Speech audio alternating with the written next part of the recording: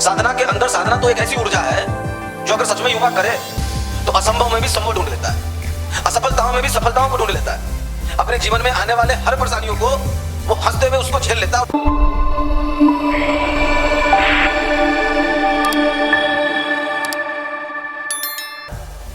ठंड है, ठंड का भी आनंद लेना चाहिए।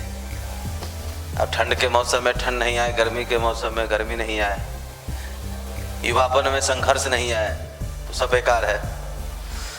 संघर्ष युवा के जीवन में ही आता है। इसी उम्र में संघर्ष भी आता है। जब आप एक उम्र पास कर जाएंगे तो फिर आपके जीवन में संघर्ष नहीं आएंगे।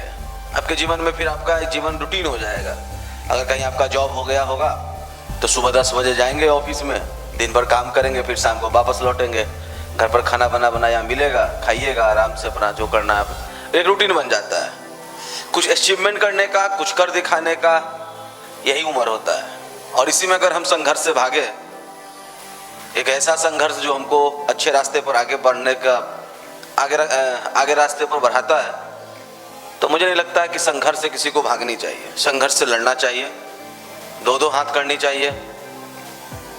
और संघर्ष युवाओं का श्रृंगार है। एक संगीतकार थे, म्यूजिशियन, बहुत अच्छा गिटार बजाते थे वो। तो उन्होंने गिटार खरीदा और अपने घर पर बैठकर हमेशा प्रैक्टिस करते थे। कुछ दिन बाद क्या हुआ कि उनकी देहांत हो गई। तो उनके जो बाद वाले पूर्वज, उनके बाद वाले जो जनरेशन थे, उन्होंने सोचा ये हमारे दादाजी का है, तो घर में रखा उनका वो चीज, गिटार जो था।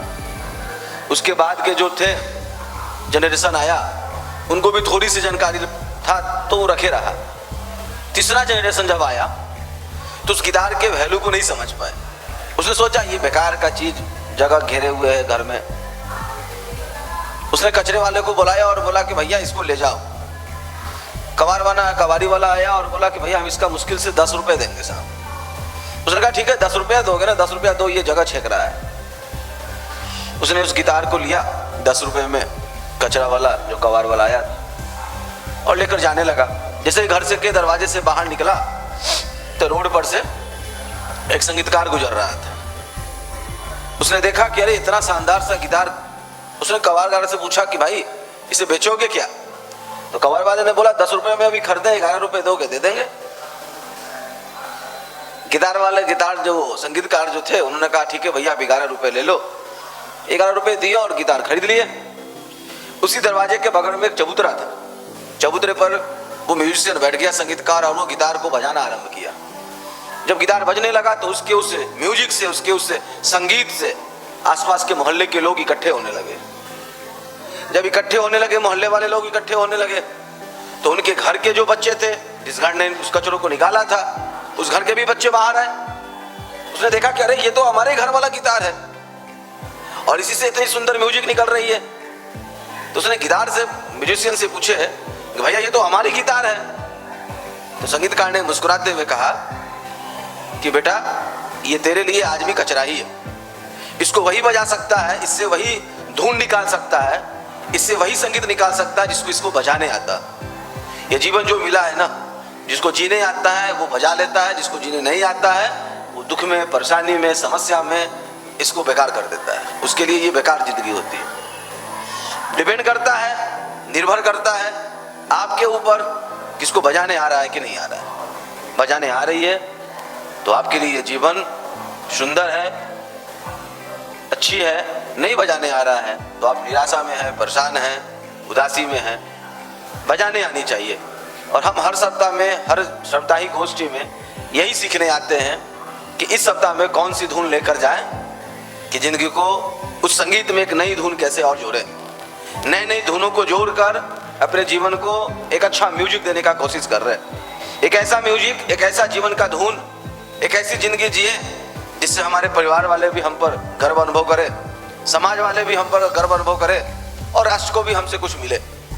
हम ऐसे जीवन जीने के सीखने के लिए यहाँ पर आते हैं। और उसी सीखने के क्रम में जो पहली सूत्र बताया जाता है, या कोई भी बोलता हो, जो पहली सूत्र बताता है वो यही बताता है कि साधना करना चाहिए। साधना करनी चाहिए। किसकी साधना करनी चाहिए? भगवान को प्रसन्न करने की साधना करनी चाहिए। गुरुदेव माता जी नाराज है हमारे भाइयों से, इसलिए हमको गायत्री मंत्र करनी चाहिए। नहीं भैया, गायत्री मंत्र इसलिए नहीं करनी चाहिए।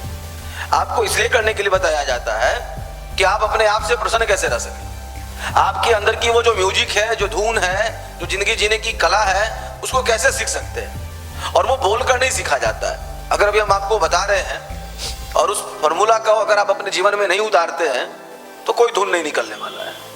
आप सुन तो लिए, आपके पास विचार तो आ गया, लेकिन विचार जब तक कार्य रूप में नहीं उतरता है तब तक उसका कोई प्रभाव नहीं दिखता है। इस ठंड में आप आकर बैठे हैं या जो ऑनलाइन सुन रहे हो, उनको साधना के पहलू को समझना होगा। और साधना के पहलू को इस रूप में नहीं समझना होगा कि वो आज वाली पूजा पद्धति को मानसिकता में रखते हुए नहीं समझना होगा।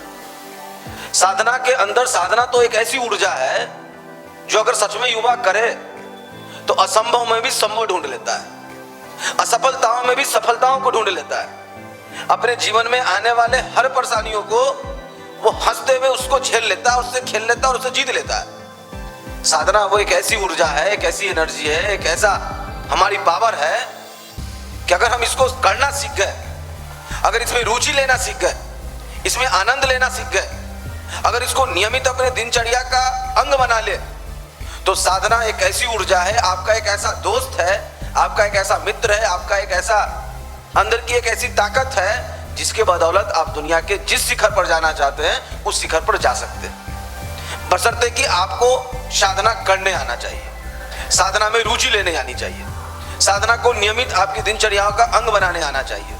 लेकिन होती क्या है कि हम साधना जो है वो 2 मिनट की साधना करते हैं, 2 दिन तक करते हैं। भैया ने कहा 20 मिनट की साधना करनी है, आपने 20 मिनट की साधना के लिए बैठते हैं, 2 दिन, 3 दिन, 4 दिन, 5 दिन आपकी रूटीन चलती है, वो भी जैसे तैसे चलती है। आप इसको किस रूप में ले रहे हैं? आप ये समझकर करते हैं कि आज हमने अभी समोसा खाया और समोसा का स्वाद मिल गया। आप ये सोचते हैं ध्यान किए और आंख बंद करें और जैसा जैसा भैया विचार बताए थे, जैसी जैसी चीजें बताए थे, वो सब मेरे सामने, आंख के सामने मेरे अंदर होने लगे। अब आप एक एक चीज बताइए। अभी मकर संक्रांति आज भी बहुत लोग मना रहे हैं, कल भी बहुत लोग मनाएंगे। माँ 2 दिन पहले दूध को क्या किए थी? गर्म की होगी, और गर्म करके उसमें क्या करती है? दही की जोरन मिलाती है। अब आप ऐसा करिए कि वो मिलाकर आई और विदिन आप 1 घंटे बाद जाइए और हिलाकर देखिए माँ दही नहीं जमा है। फिर 2 घंटे बाद जाइए, माँ दही नहीं जमा है। तो एक तमाचा माँ मारेगी, बोले कि भैया अभी मिलाए हैं, इसको कम से कम इस ठंड में 2 दिन रहने दो, उसके बाद ये सही दही जमेगा और तब तो मकर संक्रांति में खाना। हमारी आदत क्या हो गई? हम ध्यान में अभी समय देते नहीं है, ध्यान में हम अभी अपनी श्रद्धा दिए नहीं है, अपनी समर्पण दिए नहीं है, ध्यान में हमारा विश्वास गया नहीं है, गया कुछ नहीं है, और परिणाम में हम ये चाहते हैं कि ध्यान से जो हमको मिलने वाला है, जो बताया गया वो हमको मिलने लगे। ऐसा कहीं संभव है? नहीं संभव। ध्यान में अपनी श्रद्धा देना होता है, अपनी समर्पण देना होता है, अपनी विश्वास देना होता है, अपने अंदर की भावनाओं को जागृत कर कर उसमें लगाना होता है। जब आप उसमें लगाएंगे इन सब चीजों को, तो उधर से जब आपको मिलना आरंभ होगा तो आप उससे आनंदित होते चले जाएंगे, आपका जीवन आनंदित होने ले जाने लगेगा। और ध्यान में फिर बता रहा हूं, ध्यान एक ऐसी शक्ति है, एक ऐसी साधन है, एक ऐसी ऊर्जा है कि अगर आप इसको करना जान गए तो आप विश्वास मानिए, आप अपनी जिंदगी के हर एक लक्ष्य आपके लिए छोटा लगेगा।